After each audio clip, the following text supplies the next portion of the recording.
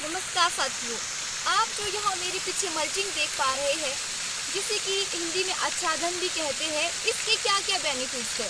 क्योंकि जब भी आप कोई चीज़ इस्तेमाल करते हैं, कुछ नई चीज़ यूज़ करते हैं, तो सबसे पहले आपको उसके फ़ायदे का पता होना चाहिए। आपको यह पता होना चाहिए कि इससे हमें क्या रिजल्ट्स मिलने वाले हैं।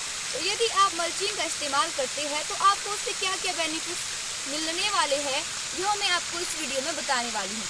तो चलिए शुरू करते हैं। सबसे पहला बेनिफिट, यदि आप मल्चिंग का इस्तेमाल करते हैं तो यह नमी को लॉक करके रखता है, मिट्टी में लॉक करके रखता है। यह पौधे के पास सूखा नहीं पड़ने देता है।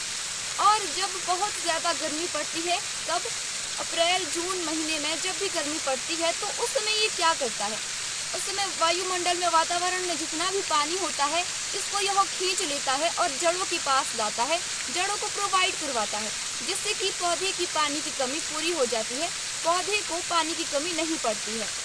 और इसके जब बहुत ज़्यादा वर्षा होती है, जब मानसून होता है, तो उस समय बहुत ज़्यादा बारिश होती है और आपको खतरा बना रहता है कि पानी जो जितना ज़्यादा वर्षा हो रही है तो पानी इकट्ठा हो रहा है जड़ों के पास, कहीं जड़ें खराब ना हो जाए, कहीं जड़ें सड़ ना जाए। तो यदि आप मल्चिंग का इस्तेमाल करते हैं तो मल्चिंग क्या करता है, यह जितना अधिकतर पानी, ज़्यादा पानी इकट्ठा हो गया है जड़ों के पास, तो उस पानी को यह बाहर वातावरण में छोड़ देता है, वायुमंडल में छोड़ देता है। तो इस तरह से आपकी यह समस्या भी खत्म हो जाती है। और क्या करता है, जो हमारा मित्र कीट होता है केंचुआ, देसी केंचुआ, वह काम करता है वहाँ जहाँ पर अंधेरा हो, जहाँ पर रोशनी पड़ती हो, जहाँ पर रोशनी हो, वहाँ पर वह काम नहीं करता है। यानी कि वह जैसे मिट्टी की ऊपरी परत पर नहीं आता है कार्य करने, क्योंकि वहाँ पर होता है सूर्य की रोशनी होती है। तो यदि आप मल्चिंग का इस्तेमाल करते हैं तो ऐसे में वह देसी केंचुआ भी ऊपर आ जाता है, मिट्टी के ऊपर आ जाता है और न्यूट्रिएंट्स भी लाता है। उसकी मिट्टी में, वह जो मिट्टी खाता है उसमें न्यूट्रिएंट्स होते हैं, न्यूट्रिएंट्स वाली मिट्टी खाता है और उसको बिष्ठा के रूप में वहाँ पर ज़मीन की ऊपरी परत पर बाहर निकाल देता है। यह तभी होगा यदि आप मल्चिंग का इस्तेमाल करेंगे। मल्चिंग का इस्तेमाल करेंगे, वहाँ पर अंधेरा बनेगा, अंधेरे में केंचुआ ऊपर आएगा और आपको फ़ायदा पहुँचाएगा, जड़ों को न्यूट्रिएंट्स, पौधे को न्यूट्रिएंट्स प्रोवाइड करवाएगा।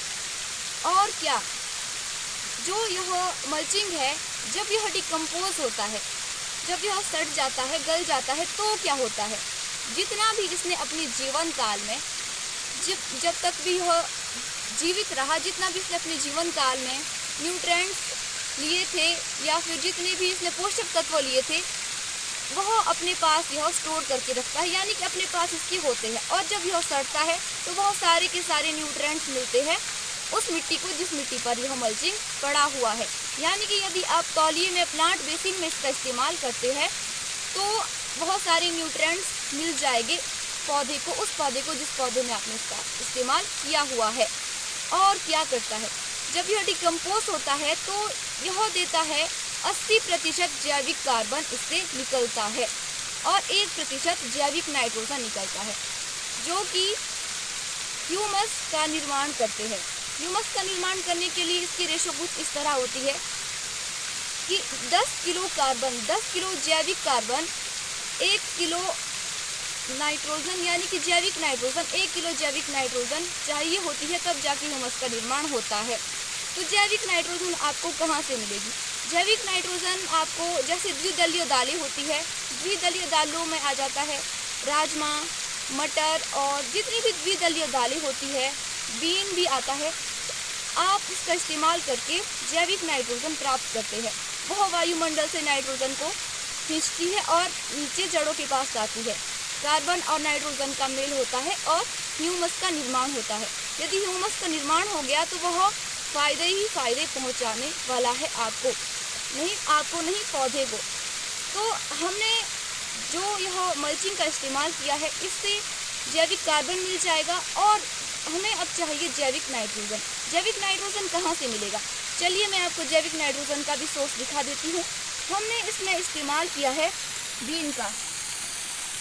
आप यहाँ देख सकते हैं, यह बीन जब उगेगा और इसके पत्तों से, इसके पत्ते जो वायुमंडल से नाइट्रोजन खींचेंगे, मिल जाएगी मल्चिंग से और जैविक नाइट्रोजन इस बीन से। तो ह्यूमस का निर्माण होगा और पौधे अच्छे से ग्रो करने वाले हैं। और एक फ़ायदा मैं आपको मल्चिंग का बताने वाली हूँ। यदि आप मल्चिंग का इस्तेमाल करते हैं उससे क्या होता है, जितने भी खरपतवार होते हैं, यदि आपके बगीचे में ज़्यादा वीडिंग होती है वह नहीं होगी। वह क्योंकि जितने भी बीज हैं उन्हें उगने के लिए, ग्रो करने के लिए आवश्यकता होती है सूर्य की रोशनी की। तो यदि आप मल्चिंग इस्तेमाल करेंगे, मल्चिंग से वहाँ पर अंधेरा क्रिएट होगा, सूर्य की रोशनी नीचे नहीं पहुँच पाएगी, बीज तक नहीं पहुँच पाएगी। तो जिस बीज तक सूर्य की रोशनी नहीं पहुँचती है वह बीज वहीं पर सड़ गल जाता है, वह ग्रो नहीं कर पाता है, वह बढ़ता नहीं है, क्योंकि उस तक सूर्य की रोशनी नहीं पहुंच रही है। तो मल्चिंग का इस्तेमाल करके आपका तौलिया वीड फ्री रहने वाला है, तो इसलिए आपको मल्चिंग का इस्तेमाल करना चाहिए। तो साथियों, देखिए कितने ज़्यादा फ़ायदे हैं इस मल्चिंग की। आप इसका इस्तेमाल ज़रूर करें और इससे ज़रूर फ़ायदा लें। सबसे महत्वपूर्ण बात बताना तो मैं आपको भूल ही गई। जो यह आप मेरे पीछे मल्चिंग देख पा रहे हैं, यह मल्चिंग है पैडी स्ट्रॉ की, धान की पराली की, जो कि बहुत ही उत्तम मल्चिंग है। इसका इस्तेमाल आप कर सकते हैं। यह बहुत ही उत्तम पराली है, क्योंकि इसमें सिलिका भी पाया जाता है, फॉस्फेट इसमें बहुत अधिक मात्रा में पाया जाता है। और साथ ही साथ जिसने जितने भी पोषक तत्व लिए हैं अपने जीवन काल में, वह तो यह देने ही वाला है इन पौधों को। तो आप इस तरह से धान की पराली का इस्तेमाल कर सकते हैं, और गेहूं का जो भूसा होता है उसका इस्तेमाल भी कर सकते हैं, और जो लकड़ी का बुरादा होता है उसका इस्तेमाल भी कर सकते हैं, घास का इस्तेमाल भी कर सकते हैं, गोबर, सड़े हुए गोबर का इस्तेमाल भी कर सकते हैं। इस तरह से मल्चिंग के ढेर सारे सोर्सेज हैं। तो आप मल्चिंग का इस्तेमाल इस तरह से कर सकते हैं। तो साथियों, मुझे लगता है कि मैं आपको यह सब कुछ अच्छे से समझा पाई हूँ। यदि आपको यह जानकारी अच्छी लगी है तो प्लीज़ मुझे कमेंट करके ज़रूर बताएं, और इस वीडियो को ज़्यादा से ज़्यादा शेयर करें, लाइक भी करें, और मेरे फेसबुक पेज को फॉलो करना ना भूलें। तो मिलते हैं अगली वीडियो में किसी नई जानकारी के साथ। तब तक के लिए